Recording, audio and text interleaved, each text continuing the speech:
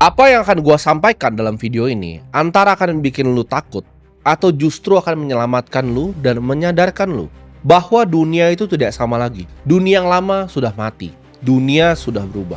Dalam 5 tahun lagi akan ada dua kubu manusia. Mereka yang paham teknologi dan naik ke atas, dan mereka yang akan ditinggalkan tanpa ada jejak.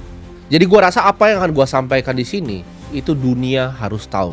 Artificial Intelligence atau AI ini gue pertama bahas di 2022. Sekarang itu AI itu bukan masa depan, tapi AI sudah di sini. Dia bisa membuat website, dia bisa menulis, dia bisa bekerja, dia bisa jadi HRD yang kerja 24 jam tanpa berhenti, dia bisa training jutaan simulasi untuk humanoid robot yang bentuknya seperti manusia, dia bisa mengerti biologi lebih dalam dari kita, dan dia bisa melakukan pekerjaan itu lebih baik dari 90% manusia.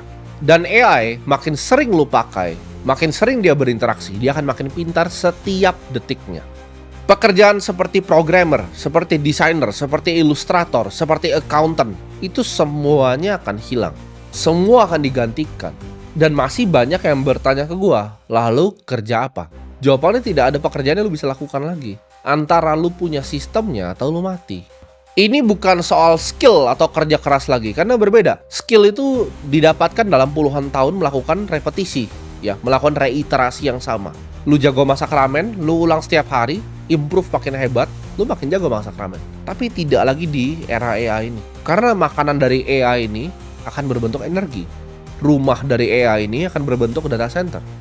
Dan mata uang dari AI ini akan berbentuk kripto. Siapa yang kuasain infrastrukturnya, siapa yang punya dari sekarang? Siapa juga yang bisa mengarahkan AI dan mengendalikan distribusinya seperti apa? Ketika lu sudah tidak bisa memerintahkan AI, ya, lu jadi manusia yang golongan tidak dibutuhkan, lu akan hilang tanpa jejak di sejarah.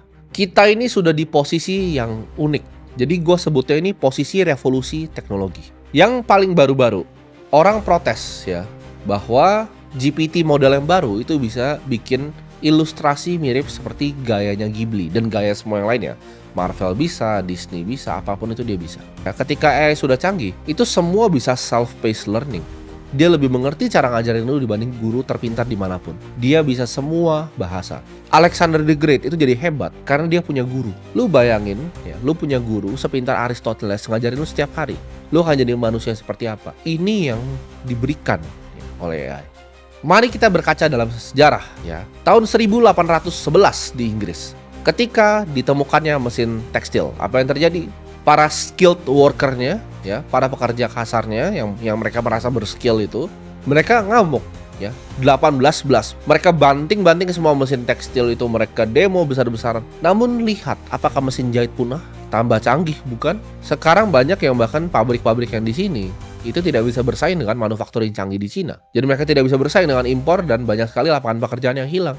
Selama 200 tahun itu cuma akan jadi makin canggih. Ada hasil nggak orang-orang goblok itu demo waktu itu? Di awal 1900 ketika kereta kuda digantikan dengan mobil, lu kira nggak ada yang protes? Orang yang ngurusin stable kudanya, peternak-peternak kudanya, yang kerja di sana di peternakannya, yang belajar cara ngatur kuda, bawa orang. Mereka protes apa? Oh, mobil berisik, mobil bahaya, tabrakan lu bisa mati. Mereka protes besar-besaran, tapi hasilnya apa? Masih ada kuda di jalan? Tidak, ini akan sama seperti ilustrator yang bacot itu nanti.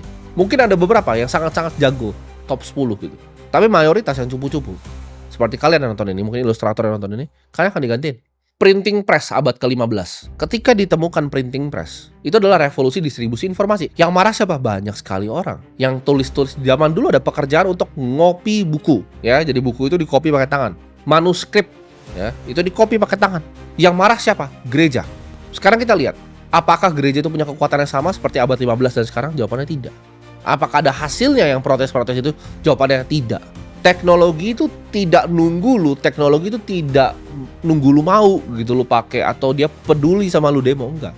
Ini enggak baru-baru aja, ini baru ada sesuatu yang bisa menggantikan manusia yang membuat yang namanya seni. Mau influencer-influencer bodoh ini yang enggak belajar sejarah ini komplain, enggak masalah. Karena opini mereka dalam 50 tahun lagi itu tidak akan ada. Seperti orang-orang yang protes kuda tahun 1900, 1811, abad ke-15.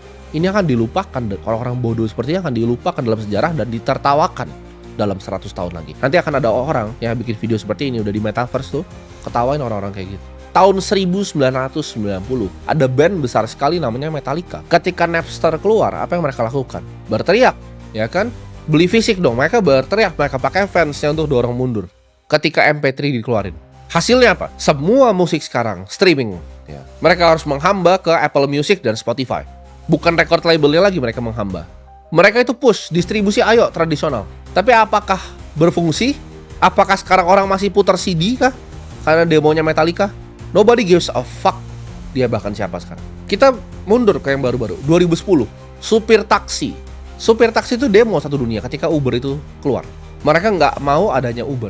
Itu macam-macam, ada lawsuit dilempar. Nanti bakal sama nih, ilustrator Miyazaki mungkin lempar lawsuit ke ChatGPT segala macam. Itu dilempar lawsuit, lobbying partinya dorong ke US karena perusahaan taksi itu perusahaan-perusahaan besar, perusahaan-perusahaan konglomerat.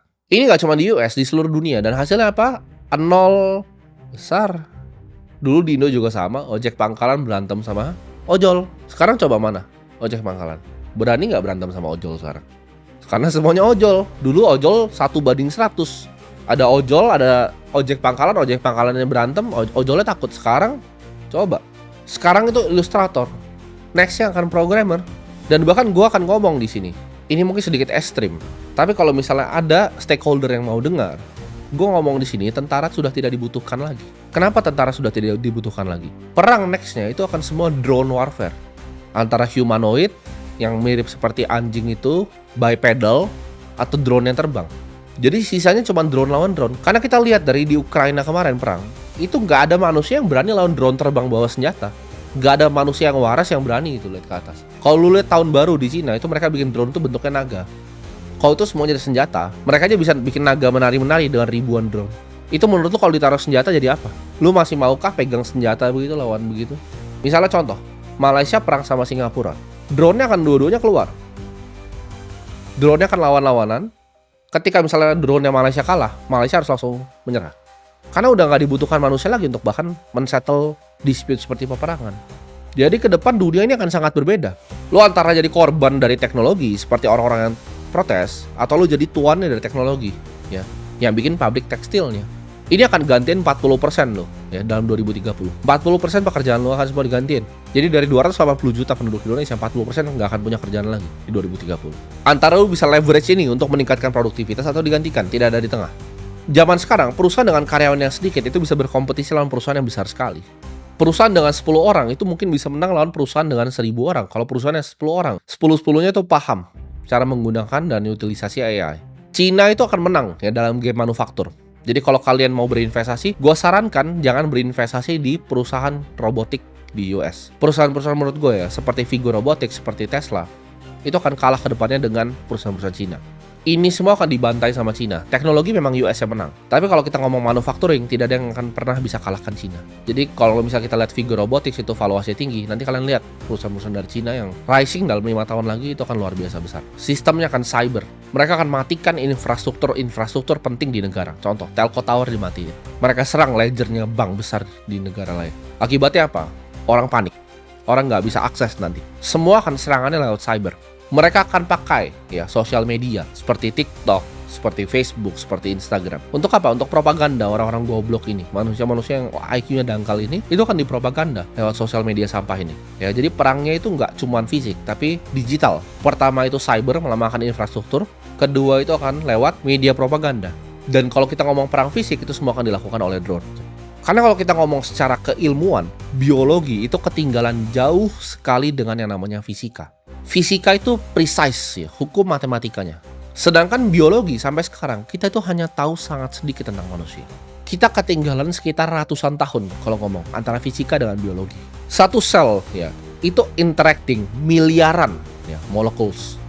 Yang kita belum paham. Kenapa? Karena keilmuannya itu gue sebut di sini adaptif ya dan non-linear. Jadi kita belum bisa figure out biologi. Kebanyakan dari operasi kita itu cuman belek dan keluarin sesuatu. We don't know shit about cell. Di dunia AI ini kita baru pertama bisa figure out. Makanya gue kemarin pernah share juga di Instagram story gue language model yang baru ya, yang bisa melakukan genomics LLM-nya. Ini akan bikin biologi maju ratusan tahun. Ini akan bikin biologi bisa catch up dengan fisika. Breakthrough fisika itu udah lama. Ya kalau kita ngomong dari Isaac Newton, kalau kita ngomong dari Albert Einstein, breakthrough-nya tuh sudah lama ya. Sedangkan breakthrough di bidang biologi itu baru. Kalau kita ngomong CRISPR, DNA sequencer, itu baru teknologi.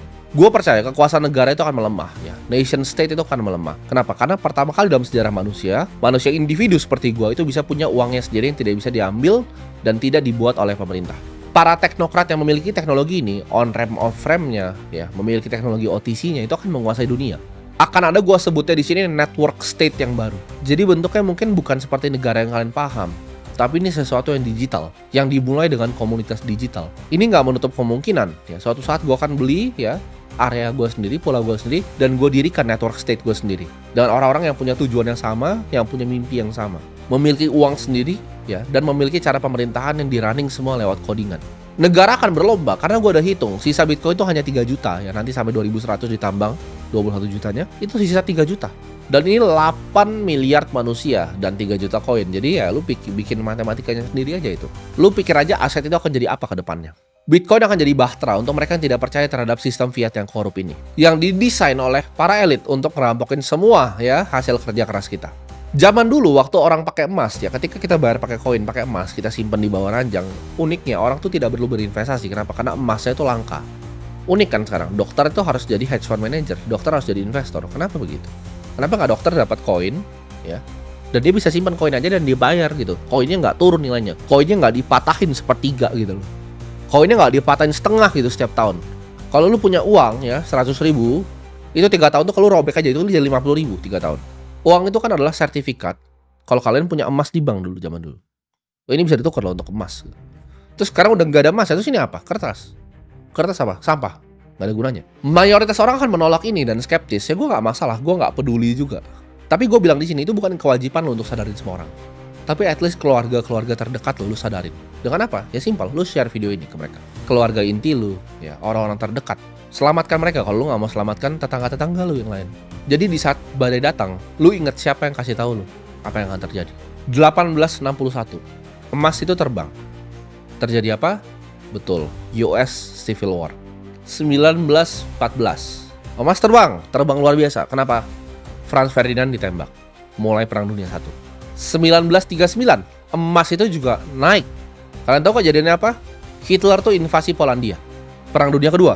1970 ketika Nixon ya cabut fiat itu dari gold standard, emasnya justru naik. Krisis. 2001 emas itu naik. .com bubble.